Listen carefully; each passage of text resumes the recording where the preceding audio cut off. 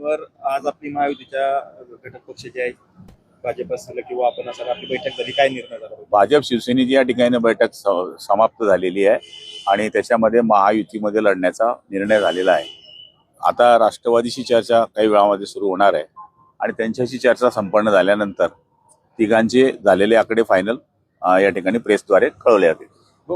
जागा वाटपाचं काही प्राथमिक सूत्र ठरलंय का? ठरलेलं आहे, पण आता एक पक्षाशी बोलणं राहिलं असल्यामुळे तिघांचा आकडा फायनल झाल्यानंतर आकडा आमचा दोघांचा फायनल झाला आहे, पण त्यांच्याशी जो आकडा फायनल होईल त्यावेळेस आम्ही तिघांची यादी या ठिकाणी जाहीर करू. साधारण म्हणजे कधी यादी जाहीर होण्याची शक्यता आहे? यादी आता प्रथमतः बैठक होणं तर महत्वाचं आहे ना, त्याच्यानंतर मग उमेदवारांचे आमची यादी तयार होईल, त्यांची होईल, तरी 2-3 दिवस लागणार. राष्ट्रवादीने म्हटलं होतं की सन्मानजनक जागा जर नाही मिळाल्या तर आम्ही सोबडावर. नाही आता चर्चेला सुरुवात होईल.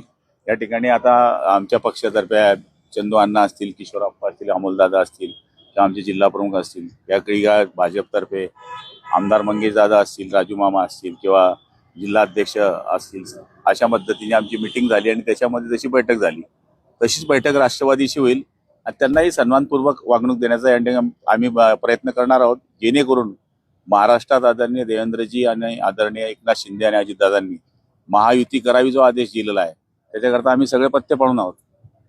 भाऊ, आज ठाकरे बंधूंची युती झाली, याच्याकडे कसं बघता आपण? एकदम चांगलं झालं, छान झालं.